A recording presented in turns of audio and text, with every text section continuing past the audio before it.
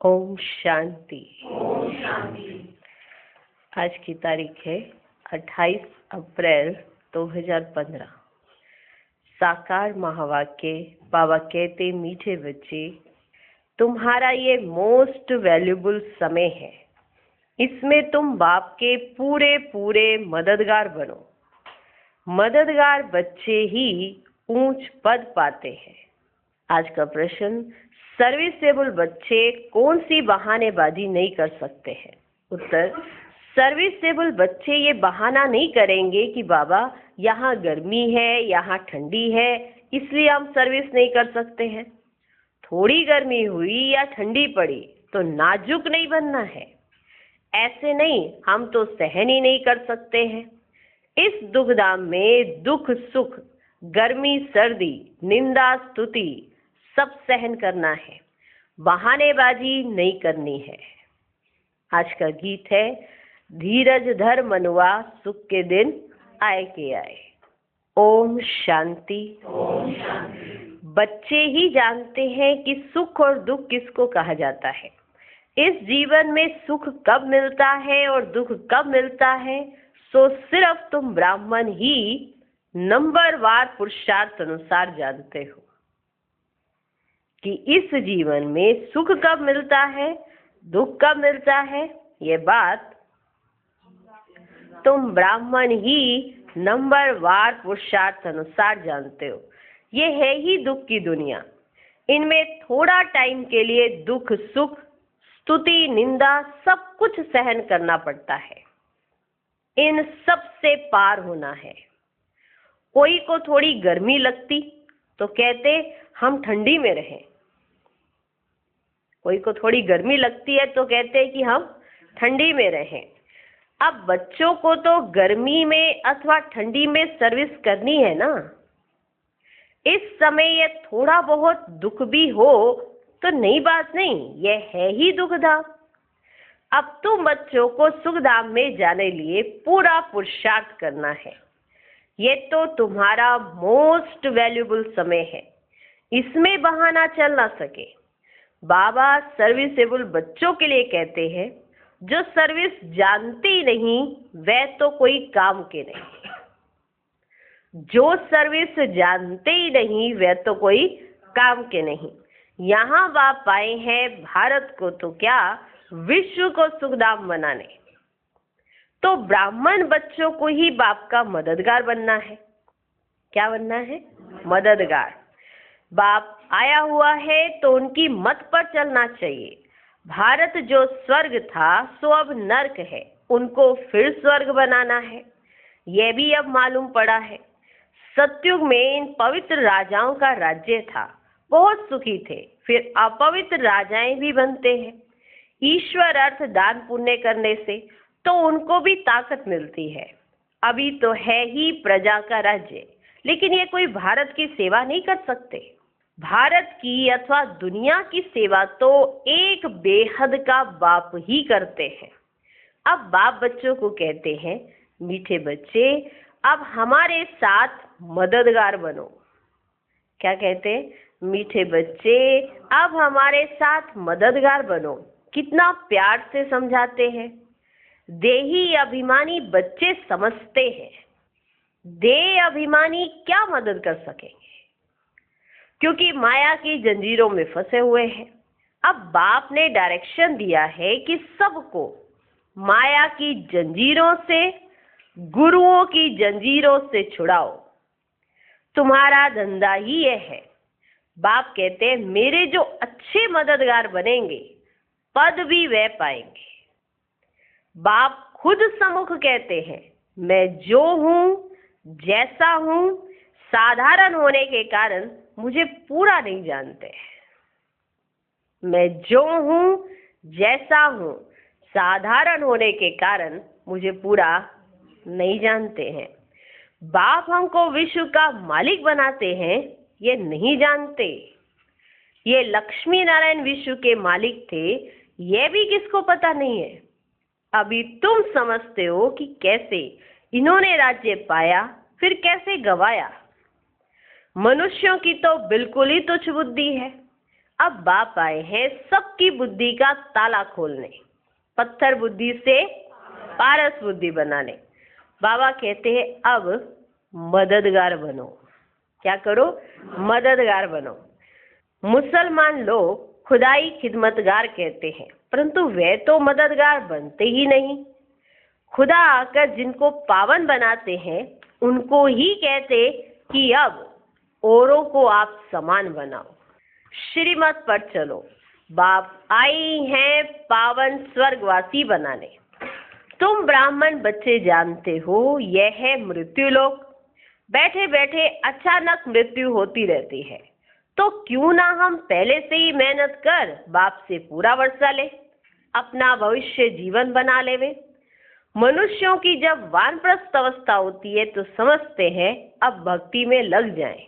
जब तक वानप्रस्थ अवस्था नहीं है तब तक खूब धन आदि कमाते हैं। अभी तुम सब की तो है ही वानप्रस्थ अवस्था, तो क्यों ना बाप का मददगार बन जाना चाहिए। दिल से पूछना चाहिए, हम बाप के मददगार बनते हैं? हम बाप के मददगार बनते हैं?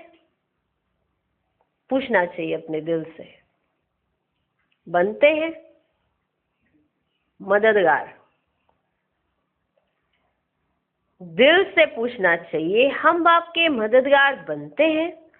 सर्विसेबल बच्चे तो नामी ग्रामी हैं, अच्छी मेहनत करते हैं, योग में रहने से सर्विस कर सकेंगे।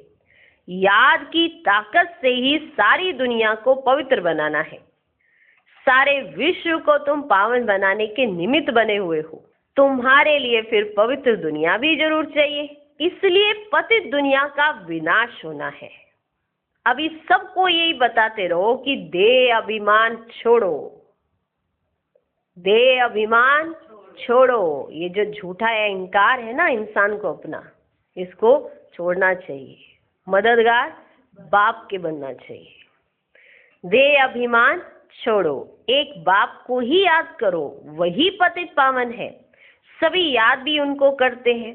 साधु संत आदि सब अंगुली से ऐसे इशारा करते हैं कि परमात्मा एक है, वही सबको सुख देने वाला है। ईश्वर अथवा परमात्मा कह देते हैं, परंतु उनको जानते कोई भी नहीं। कोई गणेश को, कोई हनुमान को, कोई अपने गुरु को याद करते रहते हैं। अब तुम जानते हो वे सब है भक्ति मार्ग के। भक्ति मार्ग भी आधा कल्प चलना है।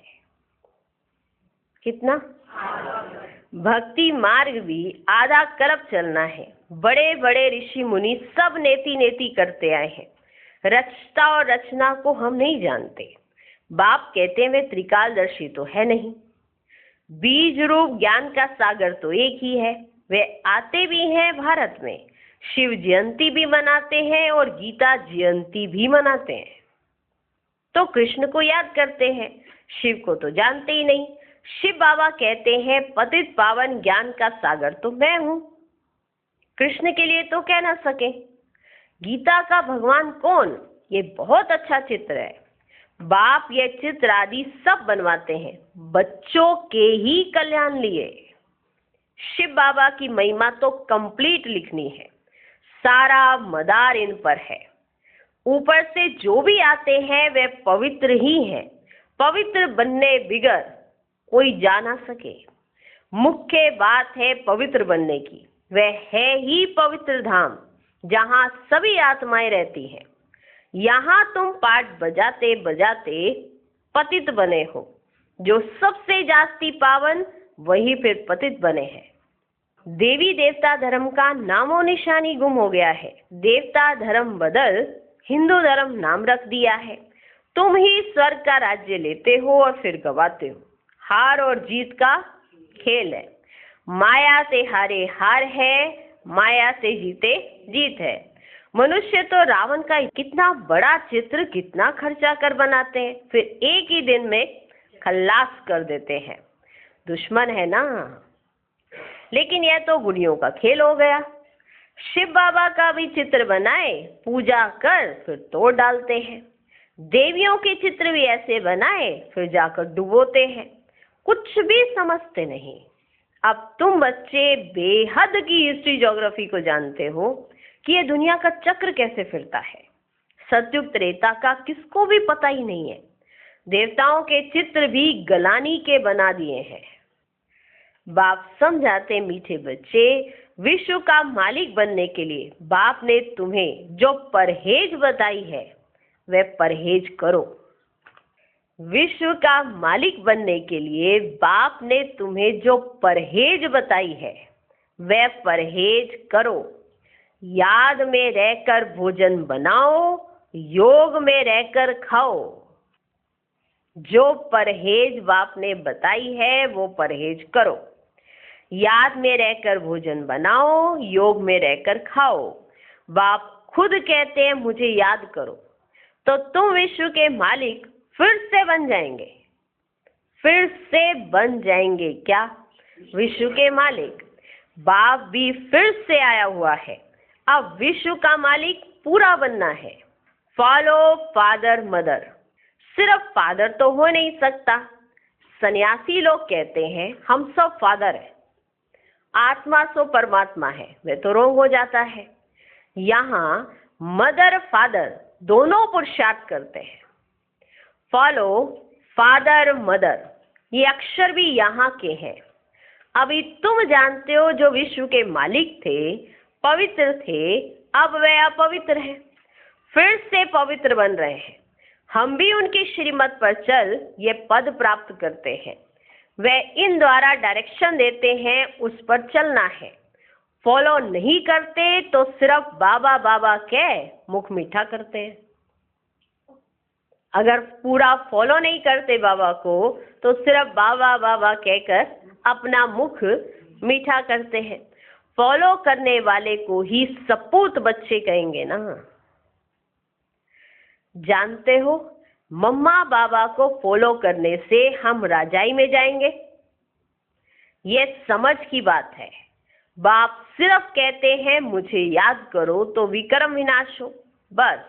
और कोई को भी ये समझाओ तुम कैसे 84 जन्म लेते लेते अपवित्र बने हो, अब फिर पवित्र बनना है। जितना याद करेंगे तो पवित्र होते जाएंगे। बहुत याद करने वाले ही नई दुनिया में पहले पहले आएंगे। फिर औरों को भी आप समान बनाना है।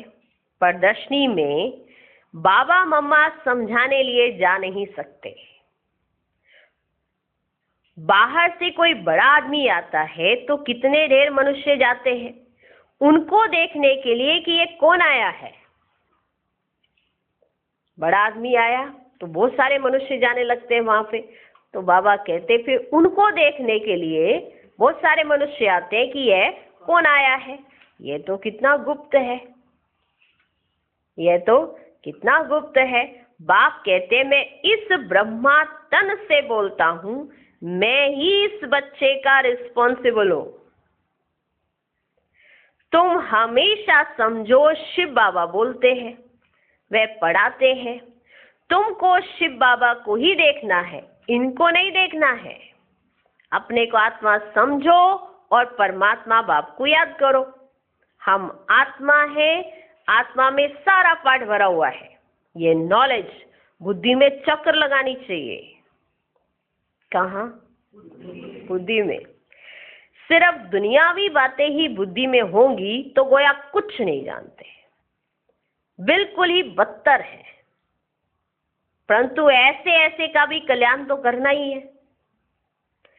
स्वर्ग में तो जाएंगे परंतु ऊंच पद नहीं, सजाएं खा कर जाएंगे। ऊंच पद कैसे पाएंगे वह तो बाप ने समझाया है। एक तो स्वदर्शन चक्रधारी बनो और बनाओ, योगी भी पक्के बनो और बनाओ।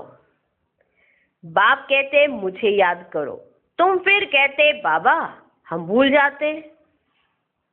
लज्जा नहीं आती? बाबा कहते मुझे याद करो और तुम फिर कहते हो हम भूल जाते हैं, किसी और को याद कर रहे हैं। लज्जा नहीं आती? याद किसको करना है? एक बाबा को, और याद किसी और को कर रहे हैं। तो बाबा अपने बच्चों से पूछते हैं आपको लज्जा नहीं आती अपने ऊपर? बहुत हैं जो सच बताते नहीं है, भूलते बहुत है। माना वो समझते हैं कि हमने तो सच बता दिया है, लेकिन सच वो बताते नहीं है। बहुत है जो सच बताते नहीं है, भूलते बहुत है। बाप ने समझाया है कोई भी आए तो उनको बाप का परिचय दो। अब 84 का चक्र पूरा होता है, वापिस जाना है। राम गयो रावण गयो, इसका भी अर्थ कितना सहज है। जरूर संगम युग होगा जबकि राम का और रावण का परिवार है। ये भी जानते हो सब विनाश हो जाएंगे, बाकी थोड़े रहेंगे। कैसे तुमको राज्य मिलता है वह भी थोड़ा आगे चल सब मालूम पड़ जाएगा। कि तुमको राज्य कैसे मिलेगा वो भी थोड़ा सा आप आगे चलेंगे तो सबका सब मालूम पड़ जाएगा। पहले से ही तो सब नहीं बताएंगे ना, या बाबा पहले से ही सारे राज खोल दे, फिर वह तो खेल हो ना सके। अगर पहले से ही आपको बता दिया जाए फिर तो वह खेल हो ना सके। तुमको साक्षियों देखना है, तुमको साक्षियों देखना है, साक्षात्कार होते जाएंगे। इस 84 के चक्र को दुनिया में कोई नहीं जानते। अभी तुम बच्चों की बुद्धि में है। हम वापिस जाते हैं। रावण राज्य से अभी छुट्टी मिलती है, रावण राज्य से अभी छुट्टी मिलती है, फिर अपनी राजधानी में आएंगे। बाकी थोड़े रोज है, ये चक्र फिरता रहता है ना, अनेक बार ये चक्र लगाया है। अब बाप कहते हैं जिस कर्म बंधन में फंसे हो उनको भूलो, जिस कर्म बंधन में फंसे हो उनको भूलो। ग्रस्त व्यवहार में रहते हुए भूलते जाओ। जो ये आपका कर्म बंधन है, मान लो कोई कार्य कर रहा है उसका भी बंधन हो जाता है, मालूम है ना, कर्म बंधन। कर्मों का भी बंधन हो जाता है, संबंधों का बंधन हो जाता है, सेवाओं का भी बंधन हो जाता है, संगठन का भी बंधन सुना था ना अभी पीछे। ये सब क्या है? बंधन जो आपको बांध देते हैं। तो इनको सबको भूलते जाओ। अब नाटक पूरा होता है, अपने घर जाना है। इस महाभारत लड़ाई बाद ही स्वर्ग के गेट खुलते हैं। इसे बाबा ने कहा है, ये नाम बहुत अच्छा है, gateway to heaven, gateway to heaven. कोई कहते हैं लड़ाइयाँ तो चलती आई हैं, बोलो मुसलों की लड़ाई कब लगी है? यह मुसलों की अंतिम लड़ाई है। ठीक है, लड़ाइयाँ चलती आई हैं, लेकिन मुसलों की लड़ाई अभी तक नहीं लगी है। लगी है क्या? एक ने फेंका, दूसरा चुप करके बैठ जाता है, अरे और फेंक दिए तो वो खत्म ही हो जाएंगे हम। मुसलों की लड़ाई नहीं हुई अभी तक, और जब ये मुसलों की लड़ाई होगी तो वो अंतिम लड़ाई होगी। हम तो जा ही रहे हैं तो तुम भी जाओ, ये लो टक। जब ये सोच में आ जाएगा तो फिर कोई नहीं बचेगा। हम तो जा ही रहे हैं, हमारे ऊपर तो उन्होंने फेंक ही दिया है, तो तुम क्यों बचो? ये लो। बोलो मुसलों की लड़ाई कब लगी है? यह मुसलों की अंतिम लड़ाई है। 5000 वर्ष पहले भी जब लड़ाई लगी थी तो यह यज्ञ भी रचा था। इस पुरानी दुनिया का विनाश होना है, नई राजधानी की स्थापना हो रही है। तुम ये रूहानी पढ़ाई पढ़ते हो राजाई लेने के लिए, तुम्हारा धंधा है रूहानी। जिस्मानी विद्या तो काम आनी नहीं है, शास्त्र भी काम नहीं आएंगे, तो क्यों ना इस धंधे में लग जाना चाहिए। बाप तो विश्व का मालिक बनाते हैं, विचार करना चाहिए कौन सी पढ़ाई में लगे। वह तो थोड़े डिग्रियों के लिए पढ़ते हैं, तुम तो पढ़ते हो राजाई के लिए। कितना रात दिन का फर्क है, वो तो डिग्रियां लेने के लिए पढ़ते हैं, डिग्रियां लेने के लिए पढ़ाई होती है, और तुम पढ़ते हो राजाई के लिए, तो कितना रात दिन का फर्क है। वह पढ़ाई पढ़ने से घूंघरे भी मिलेंगे या नहीं पता थोड़ी ही है। मैं ना, वो पढ़ाई पढ़ने से आपको घूंघरे क्या होते हैं? चने। माना कमाई होगी या नहीं होगी ये भी पता नहीं है। किसका शरीर छूट जाए तो घूंघरे भी गए। मान लो आज ही शरीर छूट जाए तो फिर तो कल अगर जन्म होगा तो दोबारा से पढ़ना पड़ेगा ना, या उठते ही फिर से पढ़ाई करनी पड़े ना। किसका शरीर छूट जाए तो घूंघरे भी गए, वह कमाई तो साथ चलने की है। ये वाली कमाई, वो वाली तो चलेगी नहीं, चलेगी, चलेगी क्या? ABCD A, I, I, E, I, O, U आपने पढ़ा ना हो इस जीवन में, नए सिरे से पढ़ना पड़ा ना। देखो कितने साल पहले भी पढ़ते आए हो, फिर नए सिरे से पढ़ते हो। वह पढ़ाई पढ़ने से भूंगरे भी मिलेंगे या नहीं पता थोड़ी है, किसका शरीर छूट जाए तो भूंगरे भी गए। ये कमाई तो साथ चलने की है, मौत तो सिर पर खड़ा है, पहले हम अपनी पूरी कमाई कर लेवें।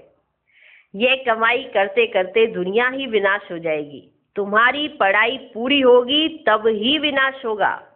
तुम जानते हो जो भी मनुष्य मात्र है उनकी मुट्ठी में है भूंगरे, उसको ही बंदर मिसल पकड़ बैठते हैं। वो वाले भूंगरे लेकर बैठ जाते हैं, उसको ही बंदर मिसल पकड़ बैठे हैं। अब तुम रतन ले रहे हो, इन भूंगरों से ममत्व छोड़ो, माना इन चनों से। बंदर के मिसाल याद है ना, एक मटका भर दो, ठीक है, बंदर को सारा कुछ चाहिए। अब बंदर का जब हाथ खाली होता है तो वो मटके में डालता है, जब वो चने निकालने लगता है तो उसका हाथ निकलता नहीं है, फिर हाथ खाली छोड़ता है, फिर हाथ निकल आता है, फिर जब डालता है कहता हाथ तो जब खाली है तो आ रहा है, जब चने पकड़ता है तो आ ही नहीं रहा है। क्या समझे? माना पकड़ भी उसे चने भी चाहिए और अपना हाथ भी चाहिए, पर मिलेगा दोनों में से कोई एक ही चीज। चने पकड़ने हैं तो हाथ गया, अगर हाथ चाहिए तो चने गए। जब ये समझ आ गया कि जो ये वाली जिस चीजों के पीछे हम भाग रहे हैं ये सब खत्म हो जाएंगी, और जो ये बेहद की अविनाशी कमाई है इसके पीछे समय लगाना चाहिए, तो हम वो भूंगरे छोड़कर बाप की याद में रतन इकट्ठे करेंगे जो खुले पड़े हैं, ठीक है, जो खुले पड़े हैं। और बाकी विद्याएं जो भी हैं वो आपके साथ नहीं चलेंगी, ये विद्या जो है ये आपके साथ चलेगी। तो अब ये हमें देखना है कि हमें अपनी मुट्ठी में क्या भरना है, रतन या भूंगरे, किससे ममत्व रखना है, अविनाशी ज्ञान रत्नों से या भूंगरों से। और ये भूंगरे तो सब खाक हो जाएंगे। तो भूंगरे, भूंगरे माना चने, बंदर का मिसाल है कि उसके हाथ में अगर चने लग जाए, वो मटका लग जाए, तो मटका अगर चनों से भरा हुआ है तो वो खा नहीं सकता है, तो वो खा नहीं सकता है। तो बाबा कहते तुम जानते हो जो भी मनुष्य मात्र हैं उनकी मुट्ठी में है भूंगरे, उनकी मुट्ठी में है भूंगरे, उसको ही बंदर मिसल पकड़ बैठे हैं। अब तुम रतन ले रहे हो, इन भूंगरों से ममत्व छोड़ो। जब अच्छी रीति समझते हैं तब भूंगरों की मुट्ठी को छोड़ते हैं, जब अच्छी रीति समझते हैं तब भूंगरों की मुट्ठी को छोड़ते हैं। ये तो सब खाक हो जाना है। अच्छा, रूहानी बाप की रूहानी बच्चों को नमस्ते। हम रूहानी बच्चों की भी रूहानी बाप को नमस्ते नमस्ते नमस्ते। Good morning good morning good morning. धारणा के लिए मुख्य सार, पहला पॉइंट, रूहानी पढ़ाई पढ़नी और पढ़ानी है, अविनाशी ज्ञान रत्नों से अपनी मुट्ठी भरनी है, चनों के पीछे समय नहीं गंवाना है। दूसरा पॉइंट, अब नाटक पूरा होता है, इसलिए स्वयं को कर्म बंधनों से मुक्त करना है, स्वदर्शन चक्रधारी बनना और बनाना है, मदर फादर को फॉलो कर राजाई पद का अधिकारी बनना है।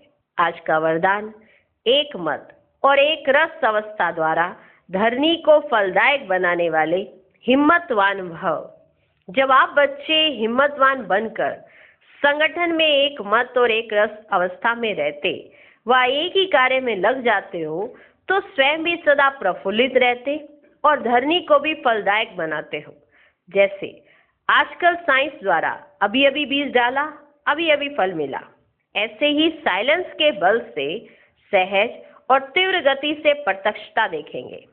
जब स्वयं निर्विघ्न एक बाप की लगन में मगन, एक मत और एक रस रहेंगे तो अन्य आत्माएं भी स्वतः सहयोगी बनेंगी और धरनी फलदायक हो जाएगी।